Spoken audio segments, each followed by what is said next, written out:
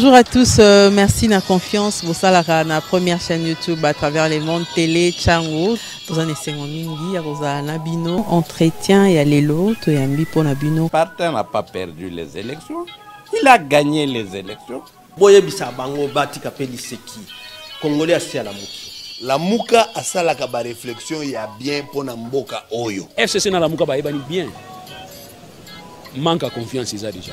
Il n'y a aucune coalition entre FCC et Nalamuka. Le fait que nous gardions jalousement les preuves que nous avons, c'est parce que nous avons un grand respect pour nos frères. Ensemble, union sacrée. Le blocage au niveau de la CNI a un nom. Il s'appelle M. Félix Tshilombo.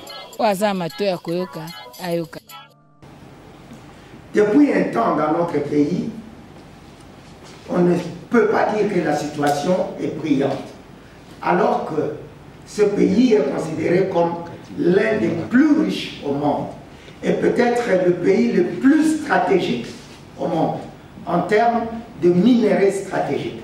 C'est-à-dire, en réalité, la RDC devrait être parmi les 3 plus grands pays du monde, dans tous les sens. Riche en tout, démographiquement riche, le sol et le sous-sol riches, et un espace extrêmement grand pour y faire tout ce qu'on veut. Mais paradoxalement, la RDC est l'un des pays les plus pauvres au monde. Et ça, c'est une question à laquelle nous n'arrivons pas à répondre lorsque on est face à des étrangers, à des personnes qui nous connaissent, avec qui on parle, mais qui ne sont pas des nationalités congolaises.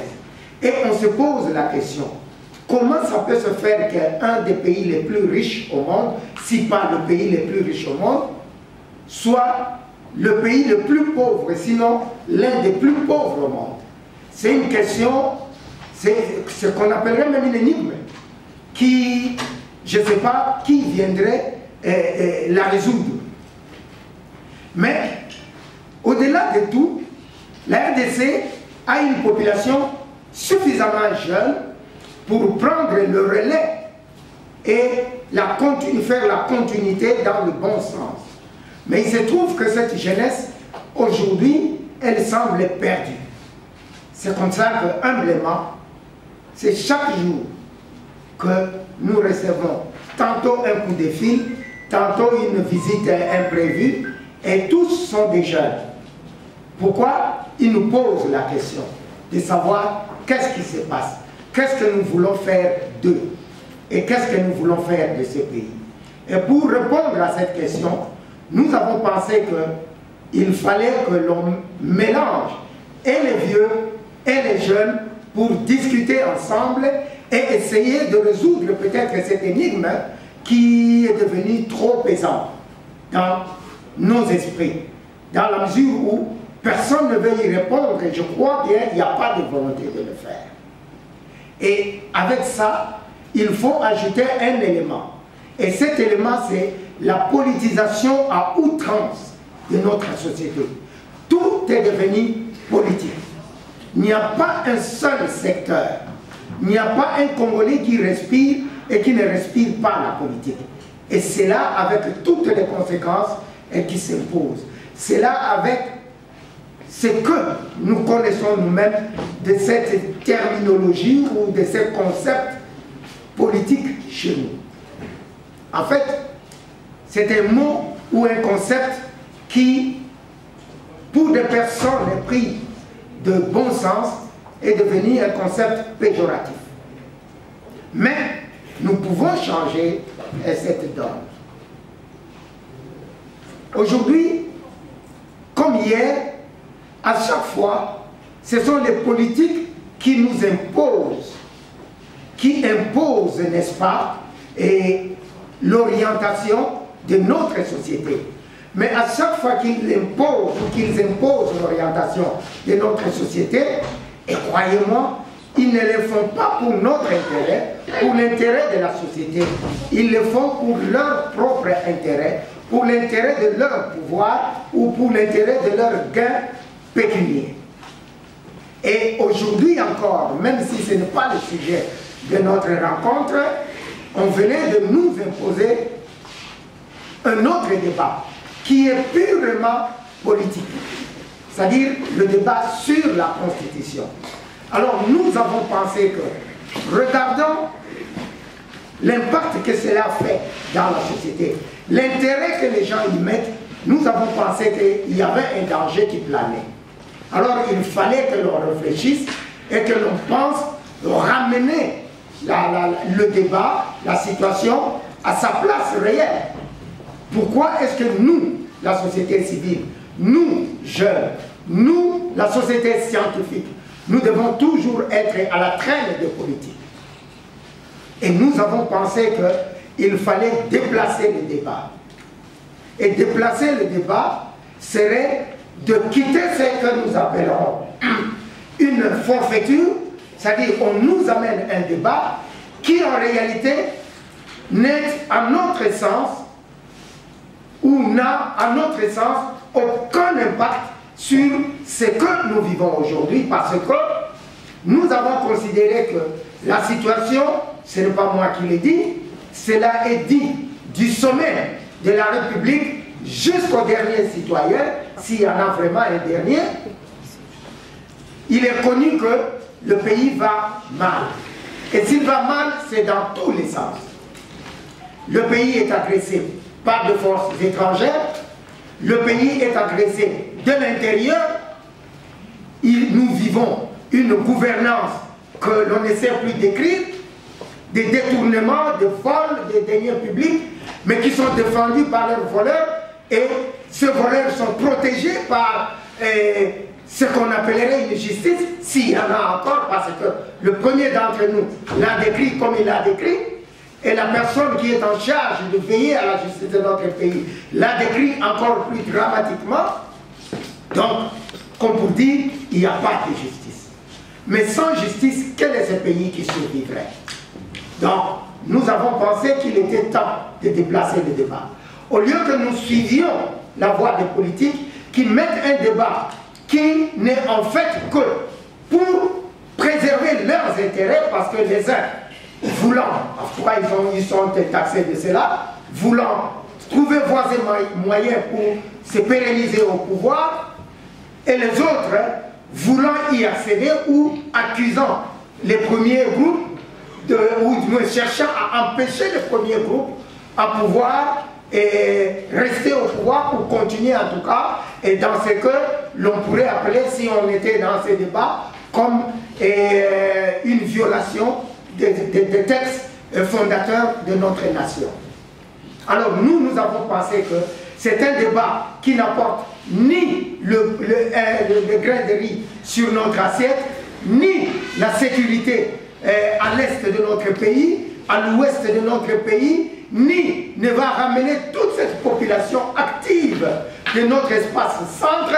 J'en parle tous les jours, l'espace Kassai qui est vidé de sa crème, parce que la gouvernance de cet espace n'est pas à la hauteur de maintenir la jeunesse en place pour qu'elle travaille pour l'essor de cette jeunesse et de cet espace de notre territoire. Alors, aujourd'hui, vous avez cette lourde responsabilité de tout mettre en œuvre pour déplacer le débat. Faire comprendre à la nation et au monde que certains débats qui sont mis sur table sont des débats sectoriels, des débats qui ne concernent que des intérêts mesquins des acteurs de la société politique de notre pays. Et qu'il est temps qu'on revienne au vrai débat. Et le vrai débat, c'est ce que ces grandes personnalités que nous avons présentées tout à l'heure vont essayer d'esquisser en quelques lignes pour nous permettre, de telle sorte que nous puissions lever des options conséquentes qui vont nous permettre de matraquer dans la population pour que la population sache réellement ce qui est son devoir pour l'intérêt de lui-même ou d'elle-même et de sa nation. Je parlais plus que je ne devrais et vous pouvez sentir que j'ai commencé à m'emballer un peu et je préfère m'arrêter là, très cher modérateur.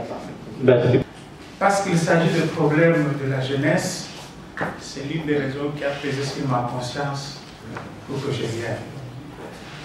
Je pense vous donner ma petite modeste expérience, en même temps une réflexion pour vous sur ce séminaire qui s'ouvre ce matin, dont nous attendons les résultats peut-être après, et nous verrons aussi quelle pourrait être notre implication. Il y a beaucoup de termes là-bas, mais je préférais parler un peu du dernier terme et le premier. Je combine ça dans une sorte de synthèse pour peut-être que vous serez davantage éclairé par Théodore qui est parti, le professeur qui est encore ici. Nous pourrons voir comment nous organiser. Très bien. Le premier point que je veux parler ici, il s'agit de la responsabilité des jeunes, de la société civile face à la situation du pays. Mais la situation du pays est déjà définie par le premier terme. On nous dit que la dégradation du pouvoir d'achat de la population. Donc, c'est la situation du Congo. Le dernier, sa réponse est déjà dans le premier terme. La situation se dégrade. Le contexte, et je vais parler sur 5 ou 4 points. Le premier point, c'est le contexte et quel défi. Le contexte de la situation de notre pays sur plusieurs plans, tout clignote rouge. Tout clignote rouge. C'est pourquoi l'alerte est là. Quand ça commence à clignoter rouge, il faut qu'il y ait quelqu'un qui tire la sonnette d'alarme. C'est le sens que je donne, moi, à votre travail de ce matin. Vous allez tirer la sonnette d'alarme. Si le plan économique, voire d'achat effectivement de la population, est sensiblement entamé sur le plan économique, ce qui était hier le sachet, le panier de la ménagère, est aujourd'hui le sachet troué de la ménagère. Les mamans qui sont dans la salle savent comment elles ont le mot de tête lorsqu'ils sont dans le marché. Lorsqu'on vous donne 10 000 francs, c'est un calcul impossible et vous êtes à féliciter parce qu'à la fois vous rentrez, nous arrivons quand même à manger. Vous êtes vraiment des savants.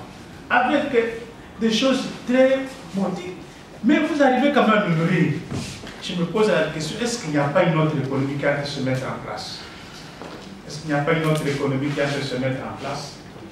Ici, la situation économique est dominée. On a dit ici, je ne sais pas que M. Gaff vous disait tout à l'heure, où est-ce qu'on peut trouver un pays si riche? Comment comprendre un pays si riche qui cohabite avec la richesse, qui cohabite avec la pauvreté? Ça n'a pas de sens. Soit qu'on est riche, soit qu'on est pauvre. D'où vient cette réalité où nous nous cohabitons avec la richesse et la pauvreté? Nous sommes premiers, mais nous cohabitons avec la pauvreté, ce qui n'est pas quelque chose qui peut aider notre pays. Sur le plan économique, nous avons beaucoup de minéraux qui ne profitent qu'à ceux qui les exploitent. Beaucoup de minéraux. Et tout ce que nous avons comme dividende de ces minéraux, c'est la mort, c'est le pillage, c'est les guerres qui secouent notre pays. Nous sommes victimes de notre propre richesse. C'est les guerres qui secouent notre pays. Et cela, face à une population extrêmement passive, et cela, ça ne peut pas changer. Une population passive, ça ne peut pas changer. Une population qui croit que Dieu va tout faire, non. Il y a des choses qui ne dépendent pas de Dieu, il y a des choses qui dépendent de nous. Parce que Dieu nous a dotés de l'intelligence pour continuer son œuvre. Et si nous ne mettons pas notre intelligence à profit pour continuer l'œuvre de la paix, de la lutte contre la pauvreté, nous serons en train de tourner et de ne même pas résoudre le problème qui se pose à nous. Donc, nous ne pouvons même pas aller sur le plan sécuritaire. Le plan sécuritaire, vous le savez tous, que notre pays est occupé. Pendant que notre pays est occupé, je vais y arriver tout à l'heure, d'autres débats s'invitent à Kinshasa. le pays est occupé par des pays voisins. Parfois, nous allons dans ce pays voisin-là, comme le cas où dernièrement j'ai vu les parlementaires congolais aller en Ouganda, et qui on se moque. L'Ouganda nous agresse aussi. Bunagana, c'est par là que ces terroristes sont entrés. Ces gens qui pillent, qui violent notre pays, sont entrés. Mais qu'est-ce que l'Ouganda a fait? Mais nous sommes en paix avec les autorités de l'Ouganda. Je ne vais pas parler du Rwanda, moi, parce que je me demande, heureusement qu'aujourd'hui nous avons un ministre de la Justice qui me disait qu'on lui donne tout pour qu'il aille à Kigali. Mais jusqu'ici, il ne parle pas à Kigali, il est dans la justice spectacle. Il est dans la justice spectacle où on touche à tout. Touche à tout. Sur le plan sécuritaire, nous ne sommes plus en paix. Nous sommes en paix. Vous n'avez qu'à voir même la circulation simple ce matin, vous-même, vous avez été confronté à cette situation. Le gouvernement tâtonne. Le gouvernement tâtonne. Changer de sens, et même ils font des sens inverses. Le problème, c'est qu'il n'y a pas de route. Il faut trouver des solutions. Le problème, c'est que pour partir de l'aéroport et venir en ville, il y a le chemin de fer qu'il faut réhabiliter. Commencer à nous tracasser à longueur de journée avec des changements de mouvement qu'on ne comprend même pas bien le bien fondé, comme si cela ne suffisait pas. Les voilà encore dans leur tâtonnement, ils ont encore touché autre chose, ils disent que non, on va faire le contrôle technique. Mais vous savez, quand vous créez le contrôle technique, c'est créer des embouteillages, c'est irréfléchi. C'est irréfléchi, c'est créer des embouteillages dans la vie. Voilà dans quelle situation nous sommes, où les gens tâtonnent. C'est comme si un enfant est malade, on dit que toi vas d'abord faire la médecine pour venir le soigner. En attendant, la maladie elle est là. La maladie elle est là.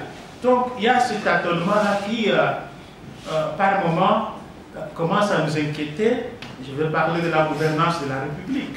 Mais sur le plan politique, c'est un tableau qui est en train de s'envoler comme ça. Sur le plan politique, c'est dommage. C'est dommage. Il n'y a pas la cohésion nationale. Ceux qui suivent le président de la République dans son discours d'investiture de son premier mandat, il parlait de la cohésion nationale. Peut-être que ça, le travail qu'elle a fait. Prenez son premier discours au Congrès de son premier mandat. Prenez encore le discours qu'il a communiqué hier, comparez les deux discours, vous verrez beaucoup de choses dedans. Vous verrez beaucoup de choses dedans.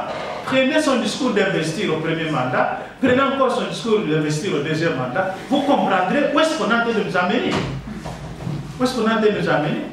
Là, tout ce qui était, moi je n'avais pas encore, du moins si vous aviez cette information, moi je ne l'avais pas, j'ai vu que le président a fait du changement pour révision de la Constitution sa priorité. À partir de quel moment c'est devenu sa priorité? Nous pensons que la priorité était le peuple d'abord.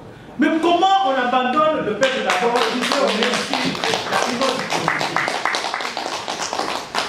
Ça commence à devenir inquiétant. C'était le peuple d'abord. Mais comment le peuple d'abord est remplacé par la révision ou changement de la Constitution? Disons alors, le changement ou révision de la Constitution d'abord. C'est ça qui commence à nous inquiéter. Et nous posons le problème. Nous disons, sur cette question du changement de la Constitution, nous disons oui, la Constitution prévoit ce mécanisme de révision, nous le savons, nous ne sommes pas libres. Je crois que c'est l'article 217, quelque chose comme ça, qui prépare comment la Constitution s'organise. Mais la Constitution elle-même donne aussi les conditions de sa révision. Quand vous allez à l'article 219, la Constitution vous dit clairement à quel moment on peut opérer le changement ou la révision de la Constitution. Déjà, d'ailleurs, dans la Constitution, on ne parle pas des changements, on parle de la révision. En période de guerre, est-ce que la RDC n'est pas en période de guerre? Nous sommes en période de guerre. Est-ce qu'on peut changer la Constitution en période de guerre? Non. Imaginons-nous un seul instant qu'aujourd'hui, ils décident de passer à la vitesse supérieure pour qu'on change la Constitution. Est-ce qu'ils auront battre campagne à Bunagana? Non. Et ces compatriotes de Bunagana qui sont là-bas, s'ils ne participent pas à la décision, se sentiront-ils concernés? Non. Pas du tout. Est-ce que ce n'est pas ça la balkanisation de notre pays? Avec la complicité de Kinshasa. Voilà pourquoi vos réflexions doivent aller plus loin, pour prendre des positions beaucoup plus objectives. Il ne s'agit du pays, il ne s'agit pas ni de tribus, ni d'individus. Il s'agit d'un problème du pays. Le problème de la révision de la Constitution concerne, c'est un débat national, ce n'est pas un débat d'un parti politique. Ce n'est pas un débat d'un parti politique, c'est un problème national. Alors, à partir du moment où ça devient un problème national, nous avons oublié. Mais finalement, qu'est-ce que ça va changer à notre quotidien, la révision de la Constitution? Ça va changer quoi notre quotidien? Est-ce que le panier de la ménagère sera récupéré? Est-ce que le pouvoir d'achat sera récupéré? Est-ce ça qui empêche qu'on puisse arrêter les gens qui détournent? Non. Vous voyez que c'est le monde à l'envers. Moi, personnellement, je me suis battu, beaucoup le savent, nous avons passé près de 396 jours dans ce pays, en clandestinité, pour dire non à la révision de la Constitution par Kabila. Et de quel droit nous pouvons encore accepter aujourd'hui de changer? Pour ceux que nous combattions avec eux hier, ils viennent avec le même problème pour nous. Avec quel argument ils vont nous convaincre? Ils ont encore du temps de nous convaincre. Ils ont encore du temps de nous convaincre. Sinon, ce serait contradictoire. Nous avons combattu ce changement. Et d'ailleurs, à l'époque, le M23 avait des armes. Il y avait quand même une certaine accalmie. Mais maintenant, il y a la guerre. La priorité devrait être d'abord nous occuper de nos frères et sœurs qui sont sous occupation. Ramener l'intégrité du pays et venir poser le problème du changement de la condition. C'est une crise qui se crée ou qui se met en place. C'est là où vous aurez un rôle à jouer, la jeunesse. C'est là où la société civile aura un rôle à jouer. C'est parce que c'est nous qu'on utilise, c'est nous qu'on instrumentalise. Nous devons maintenant ouvrir les ponts et regarder de quel côté il y a notre intérêt. Et notre intérêt doit être supérieur à nos intérêts égoïstes individuels. À nos intérêts égoïstes individuels. Comme vous le voyez, chers amis, le contexte n'est pas bon. Tout est rouge. Sur le plan de la gouvernance de la République, je venais de le dire tout à l'heure, la justice est prise en otage. Quand un papa commence à vous dire que la justice est malade, lui qui est censé donner des solutions, nous allons perdre l'espoir. Nous allons déjà perdre l'espoir. Le papa n'a pas le droit de se plaindre. Le papa n'a le droit que d'agir. La justice est malade. L'impunité, nous connaissons comment ça fonctionne dans ce pays. La justice des plus forts, des riches. La justice de ceux qui pillent. C'est cette justice-là. On lance l'opération Koulouna Zéro. Koulouna Zéro. Ça, c'est. J'arrive. Ça, c'est le ministre de la Justice qui a lancé l'opération Koulouna Zéro. Du coup, le ministre vous dit que chaque Koulouna qui va tuer quelqu'un, qui va faire quelque chose, il faut le tuer, il faut le pendre, des choses comme ça. Il a appelé à la peine de mort. Vous voyez déjà, il vient de passer les états généraux de la justice. Nous disons que la justice devait être indépendante. Mais il donne l'injonction à la même justice de donner la mort. Où serait passée la loi? Donc, même s'il y a des procès, ce sont des procès déjà orientés. Ce sont déjà des procès orientés, nous ne pouvons pas accepter cela. Il a tiré lui-même si ce qu'il voulait préparer. Et la justice n'est plus indépendante. C'est une justice aux ordres. Même le spectacle qu'ils sont en train de faire là, c'est grave. Pire, ce qui étonne, c'est que dans le même gouvernement, des opérations sur la même cible. Opération No. Nous sommes devenus les rebelles. Opération No. Mais c'est dans le même gouvernement parce que c'est le même objectif. Pourquoi il n'y a pas une coordination et une organisation des choses ensemble? Mais c'est de quel pour nous on parle? Celui qui vole le téléphone, Mais ces Koulouna en cravate, lui, son sort est quoi? Nous pensons que s'il avait des injonctions à donner, c'est déjà donner la peine de mort à des Koulouna en cravate. Ce serait un bon modèle. Ce n'est pas le Koulouna là, des voleurs des tuyaux, bien des ampoules. Non, c'est le Koulouna en cravate. Est-ce que c'est de Koulouna là qu'il parle? Non. Alors, de quelle justice il parle? De quelle justice il parle? Donc il n'y a pas de Koulouna à protéger et de Koulouna à sacrifier. Voilà pourquoi nous, notre position est claire là-dessus. La force doit être du côté de la loi. La procédure doit être respectée pour toute personne qui commet l'infraction. Que ce soit le Koulouna en cravate, que ce soit le Koulouna simple que nous voyons sur la rue. Et là, l'impunité est la règle, même la stratégie. La protection des amis qui commettent des bavures, qui détournent les biens publics. Moi, quelqu'un qui est silencieux, il faut faire attention parce que vous ne savez pas ce qu'il pense. Les gens pensent que quand on se tait et que nous cautionnons ce qu'ils pensent. L'air est grave et le moment est venu de nous lever comme un seul homme pour dire non à ce genre d'histoires qui n'ont rien d'autre qui ne déchirent que la nation. Qui déchirent la nation. Nous ne pouvons pas accepter que ces choses continuent à fonctionner. Dans tout ça, mon objectif ce matin, c'est que nous tous, et la jeunesse, et la justice civile, nous comprenons notre rôle dans un contexte comme celui-là. Quel peut être notre rôle? Nous allons jouer à la manipulation où on crée notre voie pour que cette voie-là soit suivie. Comment changer les rapports de force? Comment changer les rapports de force? Parce que la situation est critique, il faut des solutions à cette situation-là. C'est-à-dire qu'on part tout ça à zéro. Kabila doit revenir, Tshisekedi doit revenir, et tous les articles verraient stop. C'est le moment de le dire et c'est le moment d'agir. Notre engagement politique.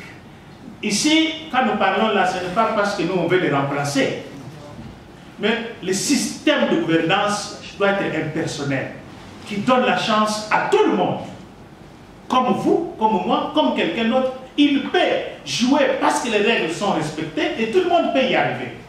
Si les règles sont verrouillées, on dit que c'est une mauvaise constitution. On a été au pouvoir par une mauvaise constitution. On est parti en 2011 de 2 tours de l'élection présidentielle à un seul tour.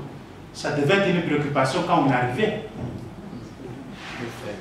Quand on est fait mandat, ça devient une préoccupation majeure. C'est suspect. C'est suspect. Les ping-pong entre la Côte d'Ivoire et Kinshasa ne sont pas innocents. Il faut être toujours vigilant. Nos autorités ont des rendez-vous en Côte d'Ivoire et ici à Kinshasa. Il faut toujours faire attention. Pour comprendre qu'est-ce qui se passe. Parce que nous sommes sur presque le chemin de Côte d'Ivoire. Nous sommes sur le chemin du Sénégal. Et heureusement, du côté du Sénégal, le peuple sénégalais était créé. Et c'est pourquoi votre atelier a sa raison d'être. Sur l'éducation et la sensibilisation, c'est une responsabilité. Vous voyez, tout ce que vous allez discuter ce matin, ça n'aura de sens que quand ce sera élargi à ceux qui ne sont pas avec nous ce matin. Quand ce sera élargi à ceux-là, quand ceux-là aussi pourront s'embarquer avec vous, en ce moment-là, nous pourrons atteindre l'objectif. Et l'objectif, qu'on ne soit pas à 20 ou 30 tels que nous sommes dans la salle, l'objectif que nous soyons des millions de Congolais qui comprennent. À M. Jonas Djobela, justement par rapport à son expérience. Si nous lisons notre constitution au début, apparemment, les problèmes que nous avons aujourd'hui, c'est les mêmes problèmes qui ont déjà existé. Et M. Jonas Djobela a parlé de son expérience de 2011, quand il a participé au dialogue intercongolais. Et j'ai voulu maintenant savoir, à cette époque, nous avons également vu la société civile mener des actions pour empêcher Joseph Kabila de réviser la Constitution. Mais nous voyons aujourd'hui la même société civile qui combattait Kabila, qui était avec, pour ne pas dire avec ceux qui sont au pouvoir aujourd'hui. Mais une fois Kabila partir, nous avons vu la société civile divisée. Alors, sans que je cite les noms, je connais quand même les acteurs de la société civile qui étaient hostiles au changement de la Constitution, qui combattaient les actions de Kabila. La question, oui. La question de savoir par rapport à son expérience, que faut-il faire pour ramener la société civile vivre ensemble? Merci beaucoup. Je pense que c'est d'ailleurs l'essentiel de votre réunion est centré sur la réflexion. Tout ce que l'on a fait, c'est l'orientation et des petites choses qu'on a soulevées pour vous pousser encore dans la profondeur. Je pense qu'un jour, ça ne suffit pas. Vous pourrez revenir, mais ce n'est pas aujourd'hui que vous allez tout terminer. Hein. Rassurez-vous, après ici, il faut encore revoir comment vous retrouvez votre aimant. Effectivement, s'agissant des amis qui trahissent, mais ils sont toujours là. Le monde est ainsi créé pour que ceux qui se sentent trahis soient plus intelligents. Il faut qu'il y ait un traître à côté de vous pour que vous compreniez que vous améliorez votre manière de vous sécuriser. Donc, au départ, il faut d'abord qu'on soit sûr que nous qui sommes ici, notre vision est ça. Qu'on se mette d'accord sur cela. C'est là où je parle de pacte. Dans le pacte là, nous allons dire des choses. Notre vision est ça, ceci. Il faut quand même qu'il y ait un code de conduite. Hein? Qu'il y ait le code de conduite. On n'est pas quand même dans la gêne. Il faut qu'il y ait le code de conduite pour nous sachions que tel quand il commet ça, voilà ce qu'il court comme risque. Et que nous devons nous protéger mutuellement. Les traîtres, rassurez-vous, seront toujours là. Vos ennemis vont toujours exploiter vos faiblesses. Le brigand traite, c'est votre faiblesse d'ailleurs. Parce que c'est ça que l'ennemi va exploiter. Tous les services de renseignement du monde entier, tous les services de renseignement du monde entier, tous les mouvements de pression, on le piège toujours avec leurs propres membres. Je vous donne un exemple pour voir que ça ne quitte pas. Nous sommes au comité de coordination là. Je reçois un coup de fil de Corneille Nanka. Mais tu fais quoi là-bas? Viens. Quitte cette histoire-là. On va te donner de l'argent, on va faire ceci, on va faire ceci. J'ai dit, bon, je vais venir comment? Et même au plus haut niveau, on vous envoie la voiture à 17 h, on vient vous te chercher. Vous me prenez pour un naïf, moi? Quand je vais dire aux amis, au groupe, voilà le coup de fil que j'ai eu. Entre-temps, ils avaient déjà organisé pour m'arrêter. Mais on utilise les gens à qui je fais confiance. Mais le piège était sur la route. Une jeune sœur, que j'ai connu, son papa était mon préfet, travaillait à l'ANER, elle m'appelle, elle me dit, il y a Jonas. Koubimate, tu as le plan, la ministre des droits humains à l'époque, elle m'appelle. Viens, on va résoudre ce problème-là. Quand Thérèse était morte, viens, on va résoudre ce problème. On voit quand même que tous les gens des droits de l'homme sont venus ici. On a appelé même les gens des droits de l'homme que je connais pour me dire qu'on ne va pas t'arrêter. Mais le piège était déjà là.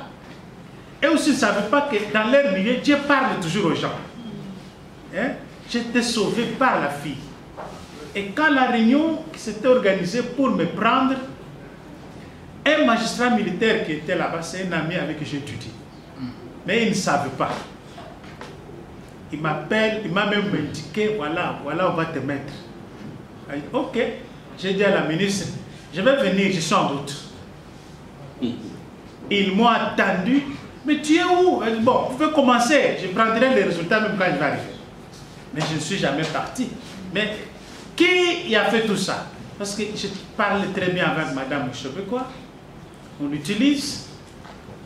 Celui qui m'a appelé, le colonel, je le respectais beaucoup. On me l'utilise. Mais lui, il m'a fait de bonne foi, parce qu'après, il va me dire, moi, je l'ai fait de bonne foi, mais je ne savais pas tout ce que tu me racontes. Donc, le traître est toujours là. Et c'est un point faible.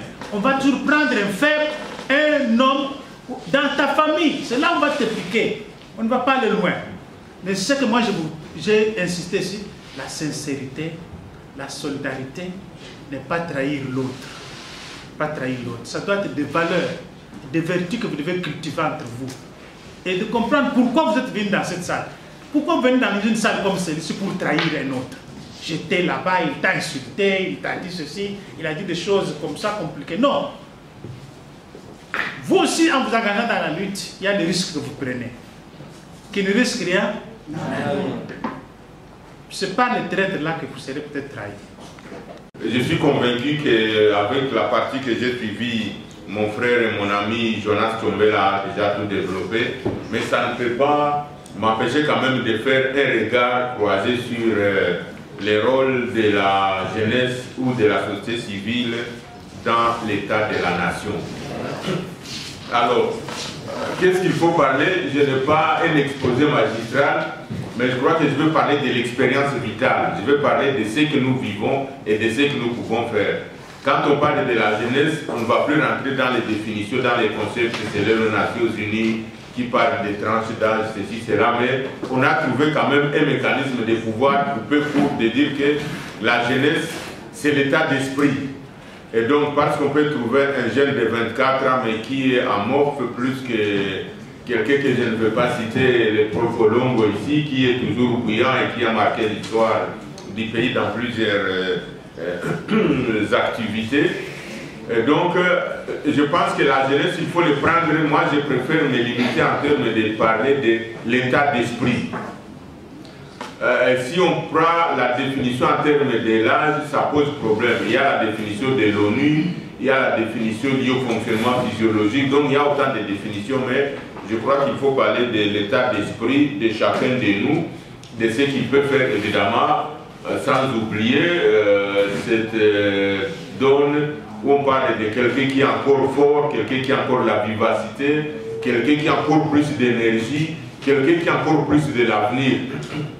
Voilà grosso modo comment moi je peux définir la jeunesse. Donc il y a l'état d'esprit, mais il y a également cet aspect lié à la physiologie et au fonctionnement d'un homme qui a encore plus d'énergie, plus de vitalité, plus d'avenir par présomption, qui peut encore vivre longtemps en termes de taux d'espérance de vie. Alors, si on se convient sur cet aspect-là, on peut parler du rôle, on peut parler de l'état de la nation. L'état de la nation, j'étais quelque part où on était dans un salon où on était en train de discuter un certain nombre d'éléments et quelqu'un m'a dit que nous, Congolais, nous sommes en train de briser la nation. Nous ne vivons plus la nation en termes réels, comment la nation doit être. On est devenu dans des subdivisions où on voit quelqu'un, on l'identifie par rapport à sa tribu, on voit quelqu'un, on l'identifie par rapport à ses origines culturelles, alors que la nation, dès que vous êtes Congolais, vous trouvez un frère, vous trouvez une personne semblable à vous-même qui est Congolais, vous le prenez comme votre frère direct. Comme moi et Jeff, parmi mes amis aussi, parmi les très proches de moi, mais nous sommes des origines culturelles différentes. Moi je viens du Kivu, lui il est presque du centre ou de l'ouest, mais nous avons plus de connectivité entre moi et lui, plus que mes frères du Kivu. Lui généralement avant de faire quelque chose, il m'appelle Cordo, c'est comme moi j'appelle CGD président d'Aîné. Voilà ce que nous devrions avoir comme esprit de la nation. Pas cette question-là de voir seulement la personne qui commence par les noms. Je ne sais pas, je ne veux pas citer les noms parce que ça risque de mal tomber. Mais nous devons éviter de rentrer dans ce que Mobutu disait, le népotisme. C'est-à-dire, avant toute chose, tu vois d'abord ton frère de village, tu vois d'abord ton frère de province, tu vois d'abord ton frère d'ethnie, tu vois donc... Nous sommes en train de quitter cet aspect de la nation et nous sommes en train de vivre des pluralités de la nation, ce qui nous devons éviter. Et parmi des éléments forts que nous devons privilégier, il y a effectivement ce que Mobutu nous a légué en termes d'unité nationale, en termes d'être Ola Ozala Mukongo, Mungala Moussouaïdi. Donc c'est ça la notion de la nation. Est-ce que nous sommes encore en train de vivre cela? Chacun de nous peut se poser cette question. Est-ce qu'il n'y a pas une certaine classe tribale? Est-ce qu'il n'y a pas une certaine classe culturelle? Est-ce qu'il n'y a pas une certaine oligarchie? Est-ce qu'il n'y a pas une certaine composante déjà qui s'identifie seulement sur base des origines, mais qui cherche à prendre toute la nation, tous les autres en otage? Si vous êtes dans cette classe-là, il faut savoir que non, vous ne jouez pas votre rôle comme jeune pour la nation. Et donc, il faut d'abord comprendre la nation, c'est cet esprit, cette prédisposition, cet engagement, cette volonté et ce vécu quotidien entre nous les Congolais. Tu viens de l'Est, tu viens de l'Ouest, tu viens du centre, partout tu te retrouves à Mwanda, tu te retrouves à Libérie, sans toi, sans être menacé, tu te retrouves au Bandundu, sans toi que tu es chez toi et que tu n'as peur de rien pour dire non, on va commencer à dire oh il faut qu'on puisse refaire cela et nous, la jeunesse, nous, la société civile, nous pouvons être en mesure de donner l'exemple. Je venais de citer ce que j'ai comme expérience, ce que je vis tout le temps. J'ai plus d'amis qui sont d'autres provinces que celles de moi du Sud Kivu. Ce n'est pas le prof Longo qui va me contredire. Ce n'est pas ici où je vais citer tout ce qu'il fait lorsqu'il vient de l'Europe. Il pense d'abord non.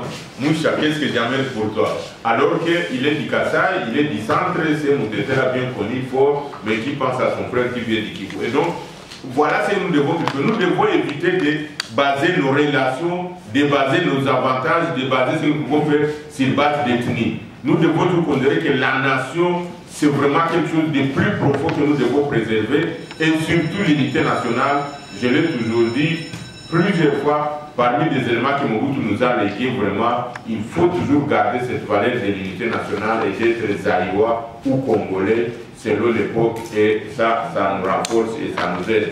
Celui qui vient briser ça, il faut le considérer comme un ennemi de toute la nation. Alors,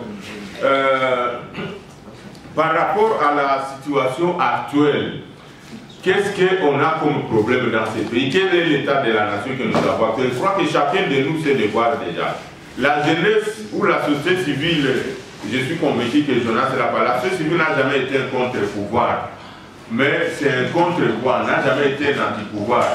Donc notre rôle, c'est de pouvoir aider les dirigeants à améliorer les conditions de vie, surtout plus les sociales qui nous intéressent plus. Et comment est-ce qu'il faut le faire? Nous avons plusieurs manières de le faire, ce n'est pas aujourd'hui que je vais le dire. Je vois les leaders des mouvements citoyens qui sont ici et que nous pouvons prendre comme exemple, qui sont engagés plus dans la lutte pour le bien-être, dans la lutte non violente, à travers un certain nombre des actions qu'il faut mener. Et moi, j'en ai plus l'expérience, puisque j'ai dit que je n'ai pas fait l'exposé magistral. À l'époque, on est au sud Kivu, il y avait une situation de guerre, comme maintenant, où on avait des difficultés de pouvoir faire arriver un message. Il n'y avait pas d'internet, il n'y avait rien. Vous vous rappelez, Pablo, les risques que nous avions pris. Mais nous l'avions résolu par la non-violence. Nous avons pris les Nations Unies en otage. Vous imaginez à cette époque, c'était en 96. À l'époque d'IRCD. 98, après la FDS. 98. En 98, c'était au mois de septembre. C'est la journée mondiale de l'enfant. Voilà. Alors nous avons décidé qu'est-ce qu'on va faire. Nous sommes jeunes. Nous avons besoin de faire arriver notre message auprès du secrétaire général des Nations Unies. Mais il y a des choses qu'on a fait dans ce pays. Quand je regarde en arrière, je me pose la question que c'est Dieu qui fait qu'on continue à vivre. Alors nous avons mis en place un mécanisme, une stratégie. On dit non. Nous voulons faire arriver la lettre au secrétaire général des Nations Unies, mais comment le faire? On va utiliser les mêmes systèmes des Nations Unies pour nous aider. Et nous avons pris en otage, comme on peut prendre en otage la MONUSCO aujourd'hui à Kinshasa. Nous avons décidé qu'il faut qu'on y arrive au moins à 30 personnes ou 50 dans les bâtiments. Mais si on y va ensemble, on ne va pas nous laisser entrer. Alors nous avons pris un système d'aller en système de 2, 3, 4. Vous arrivez, venez à 2, puisqu'ils étaient dans le même bâtiment. Les tenues d'en bas, l'UNICEF, OCHA, il y avait à peu près 7 ou 6 structures là-bas. Nous venons à 2, nous disons, nous partons à l'UNICEF. Ah, on part à l'UNICEF, ok, on nous laisse entrer, on va à l'intérieur. 2 autres arrivent, on va où? On va à OCHA. 4 autres arrivent, on va au PAM. 5 autres arrivent, on s'est retrouvé à plus de 30 personnes dans les bâtiments. Et nous sommes partis faire le sit-in au bureau de OCHA qui faisait la coordination des zones. Alors, à l'époque, nous ne savions pas différencier les Arabes, les Tunisiens, les Noirs. On a vu celui qui était là, c'était un Arabe, nous avons cru que c'était un Blanc. Et on l'a pris en otage, on dit, voici notre lettre, nous sommes venus que vous demandez de faxer cette lettre qu'elle a aux Nations Unies. Oh non, je suis votre frère africain, ne me faites pas du mal. Vous êtes africain, ah ok. Si vous êtes africain, alors ils ont paniqué, nous avons donné notre lettre, ils ont faxé la lettre, on a eu l'accès de réception, nous avons dit, notre mission est terminée, nous sommes partis. Et cette lettre-là a déclenché beaucoup de mécanismes parce que nous avions dit des choses d'une manière concrète. Et c'est là où je ne veux pas prendre la casquette des droits de l'homme. Si vous documentez, si vous voulez dénoncer des choses, comme venait de le dire Tchombe là, il faut dénoncer les choses mais pas la personne. C'est-à-dire qu'il faut éviter de vous attaquer à la personne, il faut dénoncer les mal. Comme pour le moment la question de la Constitution, nous avons beaucoup de respect. Et ça je vous le recommande, les acteurs de la société civile, la jeunesse, on doit respecter les autorités légalement établies. Il ne faut pas manquer de respect au chef de l'État, il ne faut pas manquer de respect au ministre, mais il faut dire Excellence, Monsieur le Président de la République, avec tous les hommages que nous vous devons, liés à votre, nous pensons que ces projets-là ne vont rien apporter à la population. Nous vous demandons de les mettre à côté parce qu'aucun Congolais ne va se retrouver dans ça. Et je l'ai toujours dit, je l'assume et je pense que c'est la vérité absolue, c'est l'évidence. La question de la Constitution aujourd'hui, il y a plus d'appréhension, il y a plus de perception, il y a plus de prétention, il y a plus d'accusations que de faits palpables. Peut-être au moment des débats, on va se poser la question. Moi, je continue à poser la question pour ceux qui soutiennent ça. Quel est le mal aujourd'hui que la Constitution a déjà posé à la République? Ils n'ont pas encore raté cet âge. Qu'est-ce que vous êtes en train de faire pour que le lendemain soit meilleur? Si vous pensez qu'à partir de maintenant, il faut s'engager dans un combat, il faut s'engager dans une lutte, il faut s'engager dans un schéma qui va permettre à ce que ceux qui nous dirigent puissent améliorer les conditions de vie de la population, il faut le faire, mais en tenant compte d'un certain nombre d'éléments. Je venais de dire que nous devons toujours être légalistes, les autorités établies, il faut les respecter, et s'il faut les rendre les hommages, comme je l'ai dit, il faut les faire, mais le chemin le plus adapté pour nous, la jeunesse, pour la société civile, c'est le chemin de la non-violence.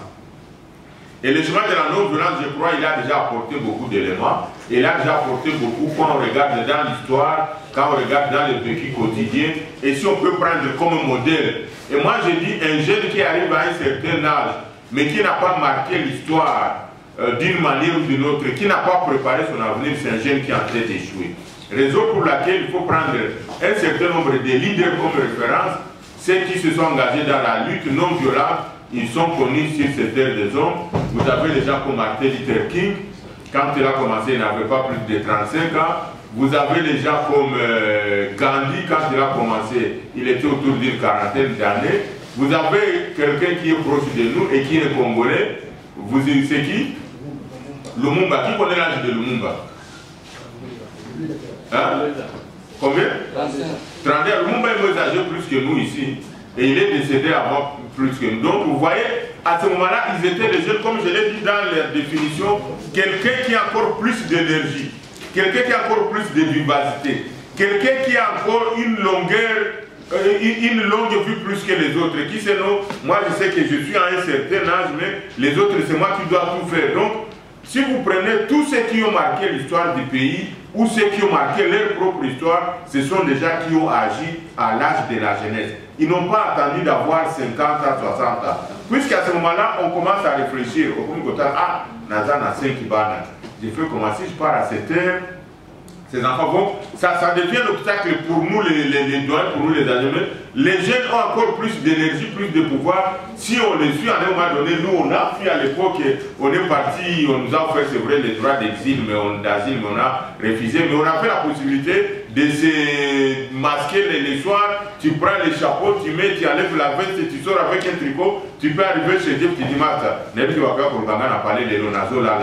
Parce que tu ne vas pas penser à la femme, tu ne vas pas penser aux enfants. Et donc, si les jeunes actuellement ratent l'occasion de pouvoir écrire l'histoire, c'est-à-dire que Mboka et Koufi Libela. Et Jonas vient de le dire, si on arrive à changer la Constitution, je n'ai aucun doute que l'objectif voilé derrière ça, c'est seulement vouloir modifier les mandats et avoir autant d'années au pouvoir. Donc, et je pense que les Congolais, nous avons déjà pris le goût de la démocratie. Je ne pense pas qu'on est encore prêt ou disposé à pouvoir tolérer que quelqu'un fasse plus de 10 ans au pouvoir ou 20 ans, et surtout que la gouvernance, on n'arrive pas à répondre aux besoins de la population. Ça deviendra une dictature, et une mauvaise dictature, parce qu'il y a des dictatures qui répondent bien aux besoins de la population, il y a des dictatures qui pensent à nos mamans, il y a des dictatures qui pensent à l'électricité, mais chez nous, nous savons que tout ne marche pas. Et donc, si ceux qui nous dirigent avaient l'intention de pouvoir rester le plus longtemps au pouvoir, on pouvait d'abord commencer par améliorer les conditions de vie de la population. Et à ce moment, cette population, mais dès lors qu'on n'a pas répondu aux besoins de la population, à quoi ça va servir de faire 20 ans au pouvoir dans les mêmes conditions? Je crois qu'il est possible de le dire. Alors, même si on prend certains exemples, pour nous les Quinois, parce que nous sommes Quinois, les musiciens qui ont marqué l'histoire de Kinshasa, ce sont des gens qui ont marqué l'histoire à leur âge de la jeunesse. Il n'y a pas longtemps que j'ai appris que Dindo était décédé à l'âge de 44 ans, je n'en revenais pas. Dindo qui faisait chanter avec ma chanson préférée, Mokili échangé. À ce moment, quand on pensait que c'était un homme vieux, mais quand j'ai appris qu'il est décédé, donc il est décédé moins âgé plus que moi, alors qu'il a marqué l'histoire de la musique congolaise avec son âge, il est décédé à 44 ans. C'est Thomas Loaka qui l'a dit. Quand vous voyez quelqu'un comme Luambo Makiabi, nous à l'époque on pensait que, quand on le voit avec sa on pensait qu'il était plus âgé alors qu'il est décédé, je crois, à moins de 51 ans. Donc une fois de plus moins âgé que moi. Mais ce sont des gens qui ont marqué leur temps, qui ont marqué leur histoire. Alors, ce qui peut poser, nous, tels que nous sommes ici, ceux qui sont encore moins âgés que nous, pour vous marquer l'histoire de la ligne, si vous ne marquez pas pour votre pays. Hein? C'est ce que je voulais vous dire. Je voudrais que chacun de nous, à l'âge que nous avons, puisse prendre un engagement, de dire non, moi je veux marquer mon histoire, je veux marquer mon temps en faisant 1, 2, 3. Et moi à l'époque, quand j'étais à cet âge-là, chaque jour, chaque semaine, je faisais une auto-évaluation de moi-même. Je me disais cette semaine, qu'est-ce que j'ai réalisé? Malheureusement, parmi les obstacles, les points faibles ou les difficultés, il y a cette question-là de l'oisivité pour certains jeunes. On va donner 10 minutes pour parler. Je m'appelle M. Jean-Pierre Charlène. Je suis directeur du ministère du Développement rural. Et je m'occupe particulièrement de la jeunesse en milieu rural. Et si je suis venu ici à cette exercice, c'est parce qu'on m'a parlé de la jeunesse. Et quand on m'a demandé de parler de la jeunesse, et en posant faire une réflexion, sortir de l'impasse socio-politique et sécuritaire, la RDC. Je me suis dit que ça, c'était important pour moi. Pour vous parler de qui? On parle beaucoup de la jeunesse. Moi, je veux parler de la jeunesse rurale. Les jeunes qui sont en milieu rural dans ce pays sont marginalisés. On n'en parle pas. Et pourtant, c'est eux qui sont les principales victimes de tout ce qu'il a comme tribulation dans ce pays. Ces jeunes-là, c'est oublié. Il faut l'objet d'aucun, je dis bien d'aucun, il n'y a aucun document, aucune législation, personne n'en parle. Ce sont des oubliés. Mais tout le monde vit autour de cette jeunesse-là. Je ne vais pas être trop loin inutilement. Je parlais avec le président d'Alerte. Nous avons mis en place un programme, parce que pour sortir ce pays de l'impasse, il faut des programmes, il faut des stratégies. Il ne faut pas seulement parler ici de changement de la Constitution, on va en parler. Ce n'est pas un problème. Mais ce pays-là a besoin de changements d'emploi. Dans ce qu'il a dit, il faut former les jeunes. Et particulièrement les jeunes ruraux. Parce que c'est parmi ces jeunes-là, qu'on va trouver les futurs cadres de l'habitation de demain. Dans les villages. Aujourd'hui, les villages ne sont pas dirigés. Les agriculteurs, ils sont où? C'est parmi ces jeunes-là qu'il faut les trouver.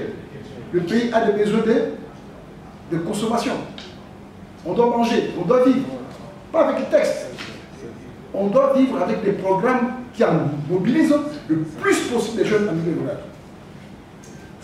Voilà, c'est un peu ça ma petite contribution pour ce soir, pour aujourd'hui, parce que je vais enseigner.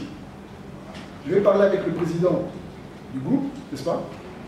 Et on va réunir les personnalités pour réfléchir ensemble. Nous devons réfléchir. Qu'est-ce qu'on doit soumettre aux autorités comme programme, comme projet, comme action à mener? Parce que si nous avons les programmes maintenant, c'est quelle action nous devons mener pour que ce programme-là soit accepté par le gouvernement. Donc, je n'ai pas grand-chose à dire encore. Merci pour votre attention. Si vous avez aimé, applaudissez. Je récupère la parole comme le modérateur n'est pas là. Et comme celui qui m'a précédé a pris moins de 10 minutes, on va récupérer son temps. Je voudrais, on m'a demandé de communiquer sur le troisième sujet qui est dans la fiche que vous avez, qui s'intitule le défi de la gouvernance pour un Congo nouveau en République démocratique du Congo. Pour ceux qui ne me connaissent pas, je suis Martin Milolo, je suis coordonnateur du mouvement citoyen Forum Citoyen. Nous avons lancé la campagne dans une salle d'à côté, avec certains que je vois dans la salle, la campagne contre la révision ou le changement de la Constitution, la campagne que nous avons dénommée campagne citoyenne pour la défense de la Constitution, que nous continuons d'ailleurs. En dehors de ça, je suis doctorant à la faculté des droits de l'Université de Kinshasa, où je suis aussi assistant avocat. Bon, je pense que c'est un peu suffisant, mais ma petite communication aura un plan réparti en 3 temps. Il y a une introduction et une conclusion. Et dans les points de développement, je vais revenir d'abord sur ce qu'on entend par gouvernance. C'est quoi la gouvernance? Je sais que je parle devant un parterre d'experts, mais on va revenir sur ça. On va aussi relever les défis proprement dits, mais aussi lorsqu'on relève les défis, il y a une étape suivante qui est inéluctable, c'est comment résoudre ces défis-là. Et donc j'ai intitulé ça les perspectives et une brève conclusion. Alors, à titre introductif, je voudrais revenir sur la notion de la gouvernance. C'est que lorsqu'on parle de la gouvernance, on renvoie à un certain nombre de pratiques et d'entités décisionnelles qui régissent une certaine activité ou un certain nombre d'activités. C'est ainsi qu'on peut parler de la gouvernance politique, on peut parler de la gouvernance économique, on peut parler de la gouvernance sociale, on peut parler de la gouvernance nationale, on peut parler de la gouvernance provinciale, on peut parler de la gouvernance locale. D'ailleurs, la vision du mouvement que moi je dirige, c'est la bonne gouvernance locale. Et donc, cela étant, nous, comme je l'ai dit, nous avons plusieurs types de gouvernance. On a la gouvernance politique, mais dans les cas d'espèces, il faut parler dans notre pays, c'est tout ce qui concerne le fonctionnement des institutions politiques et de leurs animateurs. Vous avez là le mode de désignation des animateurs des institutions politiques, notamment le président de la République, le fonctionnement de cette institution et la manière dont est issu l'animateur de cette institution rentre dans la définition de la gouvernance. On peut regarder cette manière-là pour apprécier la gouvernance et dire est-ce qu'il y a une bonne ou mauvaise gouvernance à ce niveau-là. Et la même chose aussi au niveau d'autres institutions politiques comme le gouvernement, comme le Parlement, comment le Parlement fonctionne, quelle est la mission du Parlement et est-ce que le Parlement arrive à réaliser ces missions-là, comment les animateurs du Parlement sont désignés, comment les animateurs du gouvernement, le Premier ministre et les ministres sont désignés, et l'ensemble de tous ces mécanismes-là peuvent être analysés du point de vue de ce qu'on peut appeler la gouvernance politique. Il y a aussi la gouvernance économique. La gouvernance économique va dans tout ce qu'il y a lié avec tout ce qui est en rapport avec la création des richesses et leur distribution en termes de production, en termes de consommation, et donc tout cela va dans ce sens-là.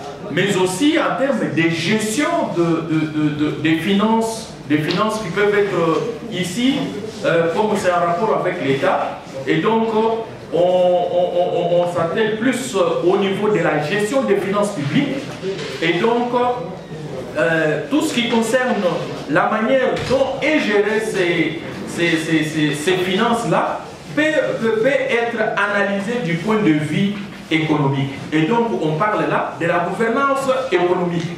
On peut y revenir. Il y a aussi, je vais me limiter à énumérer par rapport à cela, il y a aussi la gouvernance sociale. Et dans ce sens-là, vous avez tout ce qui est lié à la gestion de la cohésion nationale, de la cohésion sociale, tout ce qui est lié à la coexistence communautaire peuvent être prises en charge du point de vue de la gouvernance sociale. Et donc, si on a en tout cas ces tableaux-là, on peut maintenant se poser des questions par rapport aux défis liés à la gouvernance. Et donc, comme nous l'avons dit, nous pouvons prendre la question de la gouvernance politique par exemple. Quels sont les défis qui sont liés à la gouvernance politique? Nous avons deux types de défis que nous pouvons citer, les défis structurels et les défis conjoncturels. C'est par rapport même au fonctionnement des institutions politiques elles-mêmes. Par exemple, je peux prendre le cas de deux institutions. Nous avons l'institution gouvernement et l'institution parlement. Et donc, le fonctionnement de ces deux institutions, selon l'esprit de la Constitution, c'est que le Parlement est considéré comme le contre-pouvoir institutionnel qui contrôle le gouvernement. Voilà pourquoi le Parlement est appelé à contrôler la gestion du gouvernement. Mais dans le cadre de l'exercice de la mission, par exemple, de ce contrôle-là, il y a des problèmes parce que depuis toutes les législatures que nous avons dans notre pays, le Parlement est considéré comme la caisse de résonance du gouvernement ou de l'exécutif. Parce que c'est difficile de voir le Parlement faire, par exemple, correctement sa mission, notamment avec les contrôles parlementaires qui peut aboutir aux sanctions comme le vote de motion de censure ou les motions de défiance. La seule fois où nous avons vu le Parlement faire tomber un gouvernement, c'était lors de la crise politique entre le FCC et Kachou. Nous avons vu ce qui s'est passé au niveau du Parlement et le gouvernement est tombé. Mais là, ce n'était pas une question dans le cadre de contrôle politique, c'était juste en tout cas un arrangement politique pour essayer de basculer la majorité parlementaire sans élection. Ils pensent que voilà, c'est notre pouvoir, je ne sais pas si ils ont acquis le titre de propriété auprès de qui. Et donc, il y a ce problème-là de cohésion nationale, de cohésion sociale, qui font qu'aujourd'hui, mine de rien, il y a des communautés qui se regardent comme des chiens et chats. Moi, je viens de l'intérieur du pays. Il y a des endroits où, en tout cas, même si vous n'êtes pas politicien, mais du fait que vous êtes de tel point, ça pose déjà un problème. Alors que l'éducation que nous, on a reçue avec nos aînés ici, moi, je me sens plus à l'aise. Je peux tout faire, je peux tout dire avec le grand frère Jeff, avec le vieux Pablo, ils connaissent avec le cordon Mouchagalou, on s'appelle à tout moment. Je suis plus à l'aise avec eux comme étant mes frères, mes grands frères, et ils me prennent à ce titre-là. Parfois, si on arrive à parler comme on est en train de faire, c'est aussi leur travail, mais je ne suis pas biologiquement de tout ça. Et donc, nous avons un défi social. Et donc, si on ne tire pas attention, on aura un problème qui sera difficile d'être résolu aujourd'hui. Parce que la coexistence, vous avez quelqu'un qui a fait par exemple 20 ans dans un coin et du matin, du jour au lendemain, on lui dit, messieurs, vous devez partir parce que vous avez tout ça, regardez ce qui s'est fait et ainsi de suite. Et donc, il y a ce problème-là sur le discours identitaire, le repli identitaire qui est en train de prendre, en tout cas, de l'ampleur. Regardez ce qui se passe entre le Katanga et le Kasaï. Regardez tout ce qui se passe. Moi, je viens du Congo central. Regardez ce qui se passe là. Et donc, nous avons ces défis-là au niveau social et la gestion des conflits coutumiers. Mais nous irons droit au but. Il faut, pour parler de la sécurité de quelque chose, connaître qui est-elle. Est-ce que vous savez quand est-ce que le Congo est né? Et où le Congo est né? Parce que nous allons parler du Congo, dont il faut préserver la sécurité et les acquis. Le Congo est né à Berlin. Ça, vous pouvez retenir.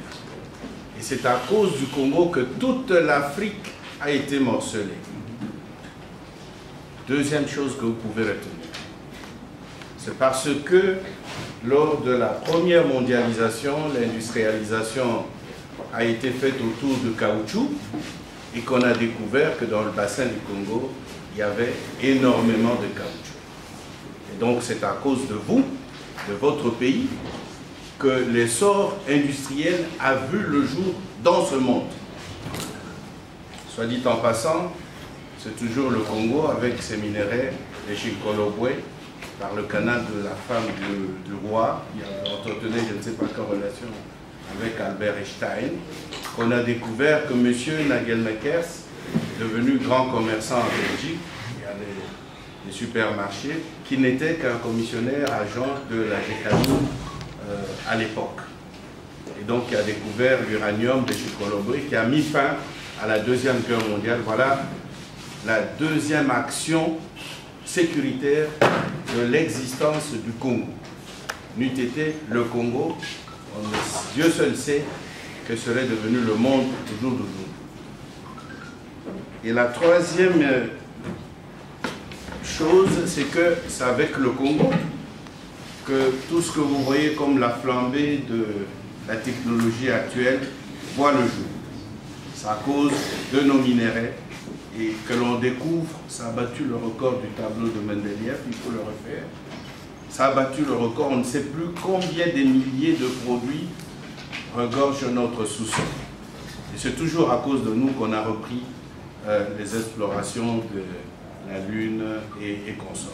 Voici 3 éléments qui ont fait que dans le concert des nations, le Congo ait fait figurer son nom en lettres d'or, même si sa population est clouée à une misère infernale. La répétition, c'est la mère de la science. Le Congo est né le 26 février 1885 à Wilhelmstrasse, c'est-à-dire la rue Wilhelm, où travaillait Otto von Bismarck, chancelier allemand de l'époque. Et qui, lui, parce qu'on vous parlera de chefs étrangers, de gens d'origine étrangère, qui, lui, est un cousin à la famille royale belge.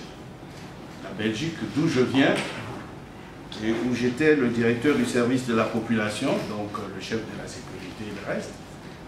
Cette Belgique est dirigée par un roi qui, lui, est allemand, de mère française. Suivez mon regard. Ça résolvera beaucoup de problèmes ici chez nous. Et nous y reviendrons. Je vais faire un petit survol. On m'a appris que pour parler de la sécurité de quelqu'un, il faut le connaître. Il faut le connaître. Il faut faire ce qu'on appelle l'ethnogénèse. Le Congolais, c'est lequel? Le Congolais, c'est parce qu'un individu a pu collecter d'Ujiji jusqu'à Mwanda, de Harouariwara jusqu'au fond fin de Kolwezi, de Muchacha, à la frontière angolaise, 400 quelques signatures de chefs coutumiers. Et cet explorateur a ramené, l'Angleterre n'ayant pas voulu, les 400 contrats au roi belge, qui lui est roi des Belges. Mais il n'est pas roi belge, parce qu'il n'est pas belge. Toute cette famille-là n'est pas belge.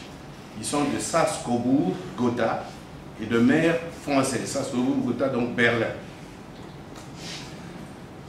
Et ils ont ramené ça, ces contrats, et pour lui, il fallait qu'il puisse avoir toute la partie, le bassin où il y avait le caoutchouc. Et les autres se sont dit, mais alors pourquoi pas que la France et que chacun puisse se trouver son petit lopin de terre aussi, peut-être qu'on y trouvera moult produits. Et à l'époque, c'était le caoutchouc. L'industrie devait naître sur fond de caoutchouc, le frottement de barres de fer avec les calèches, c'est pas allé loin. Donc il fallait trouver le caoutchouc pour faire démarrer l'industrialisation. Et donc, à la résidence du roi, vous pouvez regarder dans Google cette adresse, vous la verrez, la maison est encore jusque-là. Vous la verrez. Wilhelmstrasse, numéro 28. C'est le lieu de naissance, l'identité de Madame Congo.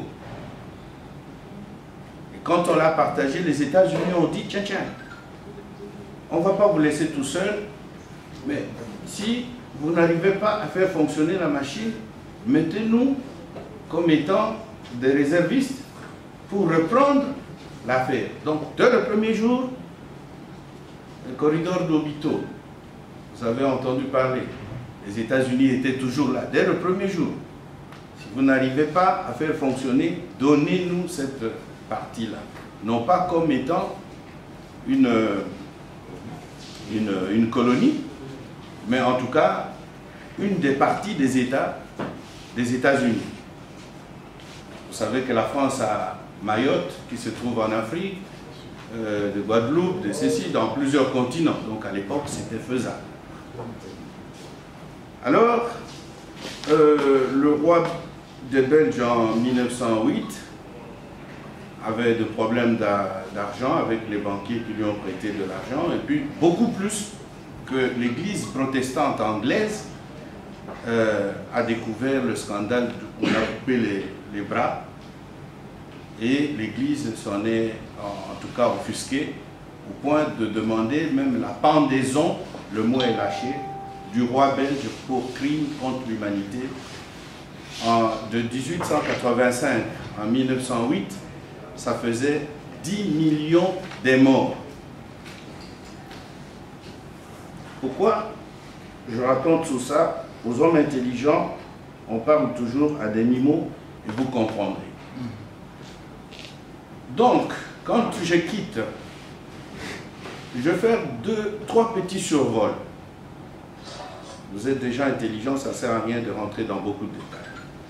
Mais quand je quitte Aru-Ariwara, j'arrive chez les Topoké, en passant par les Lokele, en arrivant au Maniema, chez les Bakusu, et en arrivant à une petite tribu du Katanga qui est de l'ethnie Mongo, vous voyez, nous quittons du nord jusqu'à la frontière angolaise.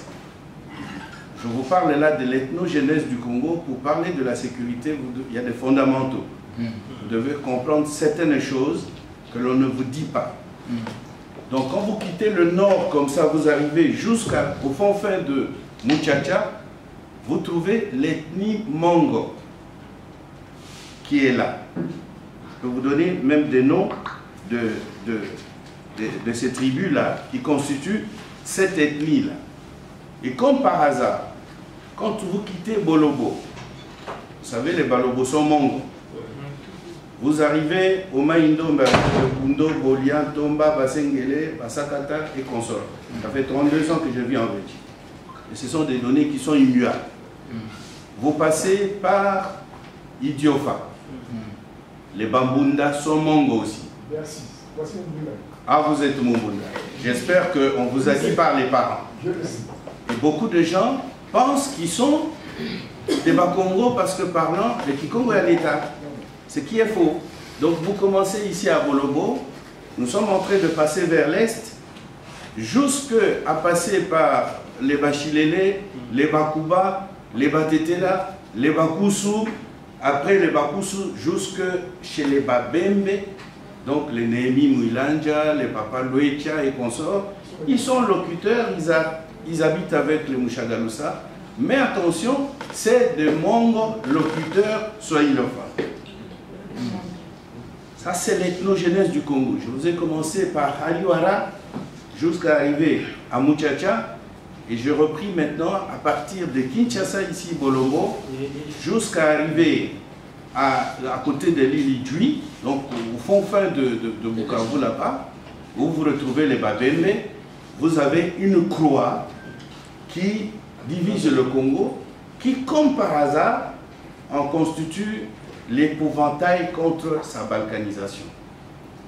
Vous comprendrez la chose. Je reprends à partir des Babembe. Je monte chez les Topoké, les Lokele. Ils sont à côté des Mbunja parce qu'une petite partie se retrouve à l'est. Et donc, les Mbunja sont des frères aussi, une partie des Mongo. Il y a des petites tribus intermédiaires. Et les Mongos sont des frères aux Libinza. Les Libinza sont des frères aux Bobangi, Banounou Bobangi, qui, quand ils sont venus de Centrafrique, se sont mélangés avec les tribus Bantou et ont créé chez les Mongos qui faisaient Baza Koloba. Ça veut dire dans bon lingala, c'est des pêcheurs. C'est ça, Balogo. Et ceux-là sont liés avec les Bateke. Les Bateke sont liés avec les Bandibou. Les Bandibou sont liés avec les Bazombo. Nous sommes là à la frontière vers l'Angola. Et la même frontière fait avec les Bayaka, que vous considérez comme une population de Bandundu, mais c'est faux. Les Bayaka sont des Karunda. Je ne sais pas s'il y en a dans la salle. Oui. Ils sont Rund. Non, je comprends. Prenez leur langue, un Karunda, c'est Chengouz, Karlibond, Tchombe et consorts, ils parlent, c'est la géographie qui fait qu'ils sont dans le Bandundu. Mais alors, eux, ils sont aussi des frères de Karunda. Les Karunda sont des frères de Kandemo. Les Kandemo sont des frères de Bahemba. Les Bahemba sont les frères de Babemba. Les Babemba sont des frères... Nous sommes vers le Kivu, en marchant vers le Kivu. Vous retrouvez, nous retrouvons le Maniema avec les Topoké, les Lokele, par où nous avons commencé. Le Congo fait encore un cercle où, en dehors de la croix culturelle, il y a le cercle qui embrigade les 400 quelques tribus du Congo, qui fait qu'il y a eu échec de toutes les tentatives de balkanisation de ce pays, parce que c'est un peuple uni par le sang. Ils ont financé la sécession du Katanga, ça n'a pas tenu. Ils ont financé la sécession de Mbujimaï, ça n'a pas tenu. Sans argent, les milliards ont échoué face à la volonté populaire et à la reliance sociétale. Tout à l'heure, mon prédécesseur l'a martelé. Nous sommes des frères, il ne faut pas que ce pays implose, parce qu'on a tenté de l'exploser, donc des assauts et des milliards venus de l'extérieur pour le pulvériser, ça n'a pas réussi, parce qu'il y a l'épouvantail qui fait peur à l'Occident, notre unité. C'est comme ça qu'on est en train de tout faire pour toucher, mettre la main dans cet élément pour disloquer. Je vous ai dit que c'est un pays qui a été créé par la fusion des tribus. Nous n'avons pas été créés par la scission des tribus. Nous, ce sont les tribus qui ont amené leur contrat ensemble chez Livingstone, que nous voulons vivre ensemble. Dès lors que vous introduisez tout élément contraire dans cet élément, vous fragilisez le socle sur lequel est assis ce pays. Les 400. Et c'est la meilleure de façon pour désintégrer le Congo. Ça ne viendra pas de l'extérieur, c'est de l'intérieur en y introduisant tout ce qu'on a construit ici, le tribalisme, de ceci. Parce que nous vivons ensemble, parce que nous l'avons voulu, nos grands-parents l'ont voulu. Et il y a des choses, le dernier élément de l'ethnogénèse. Je vous ai dit, je vais faire 2 ou 3 survols avant de revenir à la question proprement dite de la sécurité. Au jour d'aujourd'hui, vous avez des politiciens des mêmes tribus, mais qui se combattent, qui sont prêts à faire mourir les gens. Le président qui nous réunit ici est un Mumbala. Et un jour, je lui demande s'il connaissait qu'il était Moulouba. Il me dit, mais non, mais comment c'est possible? Je dis, mais bien sûr. Parce que je suis de l'administration belge et ce que je vous dis est consigné dans les documents. Quand la Belgique venait de prendre le Congo, il y avait des problèmes de dettes. Et ici au Congo, les tribus s'ébattaient de temps en temps. Et du côté de la baie de Lipemba, il y a eu des clans qui sont entretués. Qu'est-ce que le Belge a fait? Il a pris une dizaine de clans, il est passé par Ilebo, il est passé par dépassé Kikwit, ils sont allés vers Kenge, ils sont allés les laisser là-bas. Les Bambala sont les premiers occupants de ce que vous appelez aujourd'hui Mbujimai. Et si vous arrivez dans le Bandundu, vous entendez quelqu'un qui s'appelle Moulumba et qui ne sait pas parler Chiluba, assurez-vous, à 99%, il est Mumbala. Voilà. Je ne sais pas si je mens, vous en connaissez beaucoup. Oui, mais Moulumba et tous les Moulumba, Kimanga ou ceux-ci qui sont dans le Bandundu, ils sont Kasongo, ils sont Bambala parce qu'ils sont Luba par essence. Et coutumièrement, quand un Moulouba arrive dans un village Mumbala, le chef coutumier l'accueille, le loge, demande à quelqu'un de le nourrir et de l'accompagner vers la sortie des limites de son clan. Voilà encore une fois un élément qui est très important dans la nouvelle définition sécuritaire du Congo. Il ne serait pas trop demandé pour que nos assises demandent qu'on revienne à la conscription.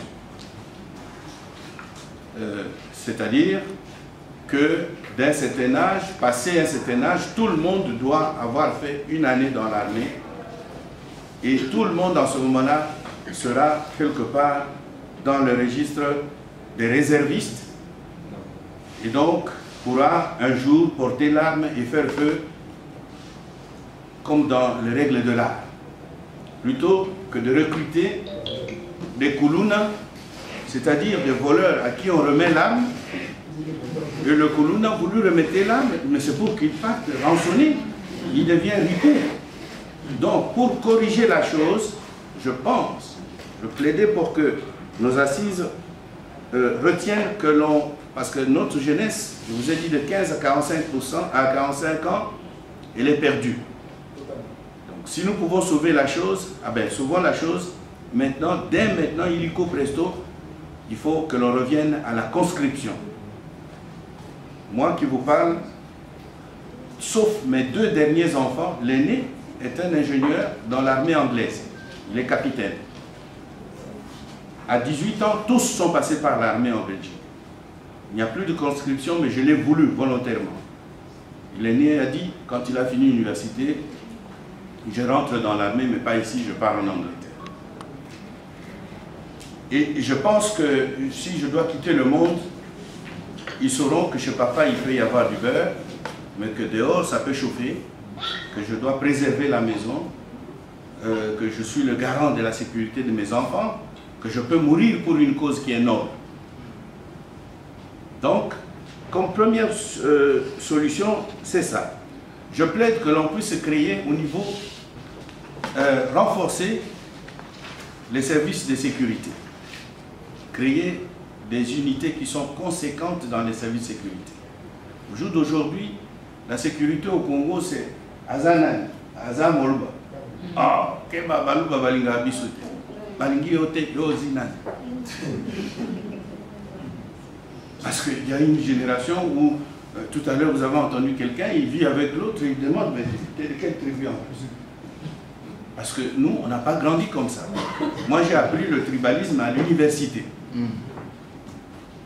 J'ai des amis, j'ai Godard Motemona et le gouvernement. On s'est retrouvés dans un avion Fokker. Mobutu a acheté 12 avions Fokker pour transporter les élèves qui étaient à l'internat. Vous vous rendez compte? Pour qu'on nous transporte, nous, à Goma, qu'on nous amène à Kikwit, qu'on nous amène à Isiro, et ces Fokker portaient le nom des villes où les élèves partaient étudier. Et vous avez entendu, Fali, que nous aimons tous chanter le 2 juillet, Bissote Benafwa. Vous savez pourquoi? Mais puisque tout le monde faisait tout pour réussir à l'école, pour ne pas être retenu, de sorte que le 2 juillet, il soit libre pour revenir, les avions vont nous ramasser et nous ramener à la fois à jouer. Ça faisait des attributs d'une joie de vivre, d'une nation. Ça a uni les gens, on peut tout dire de Mobutu, de ses origines, je veux bien vous croire. Mais il a construit quelque chose, Mouchadalou l'a dit, dans nos cœurs, qui est l'unité du pays. Il a pris ça probablement de Lumumba qui vivait avec, mais lui l'a matérialisé. Donc il faut renforcer le financement et la restructuration de nos services de sécurité. Pourquoi je dis ça? Très brièvement, je vais vous dire ceci. Est-ce que quand vous avez affaire à une mouche, vous pouvez prendre un fusil ou un canon pour tirer? Donc le problème que nous avons à l'Est est un problème politique. C'est pas un problème politique et sécuritaire, ce n'est pas un problème de l'armée. Donc vous amenez une solution de la médecine à un problème qui se passe des ponts et chaussées. C'est diamétralement opposé. Je vous épargne des détails. On ne peut pas vous amener un terroriste, il ne porte pas les armes à découvert. J'ai fait, en 2016, Jeff a vu l'étude pour le compte d'une fondation ici. Je suis allé jusqu'à Arou, je suis allé vivre avec les gens de ADF pendant une semaine. Mais, vous voyez, il y a dans une famille le papa qui traite avec l'État, là-bas au nord, la maman ravitaille à manger aux rebelles, et le fils est dans les organisations CADECO d'autodéfense populaire. Vous pouvez écrire cette géopolitique? Alors vous allez amener les armes pour combattre quoi? Combattre cet esprit-là? Non, mais cet esprit-là, il faut le combattre par une stratégie qui est intellectuelle aussi, qui est un esprit. On ne va pas combattre ça avec des canons. Conséquence, ça j'assume. La plupart de nos fusils et munitions qui ont été envoyés à l'Est pour le combattre, beaucoup les ont trouvés dans des hangars. Dans des hangars pleins. Mais les combattants sont de l'autre côté probablement démunis. Et donc le président actuel a fait pour essayer un peu de remédier à la situation. Il a trouvé, à Sadat, des Mundos et des autres, tout ça, il a trouvé ça, il a tout fait pour essayer un peu de remédier à cette situation, mais ce n'est pas évident.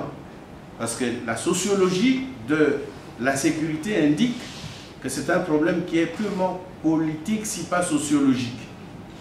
Ce n'est pas un problème qu'on peut amener des canons pour résoudre. Le papa qui est pour l'État, la maman donne à manger aux rebelles la nuit et l'enfant est dans les structures d'autodéfense qui attaquent. Donc, ce n'est pas évident. Troisième suggestion, c'est qu'il faut, quand je parle de restructuration de services de sécurité, je vois des structures qui pourront raisonner et précéder l'action. Comme maintenant il se posera dans quelques 3-4 mois de problème de ces réfugiés rwandais, mais ces réfugiés rwandais qui seront imposés comme Congolais vont demain matin se constituer en groupe et demander soit leur autodétermination, soit leur rattachement au Rwanda par voie référendaire.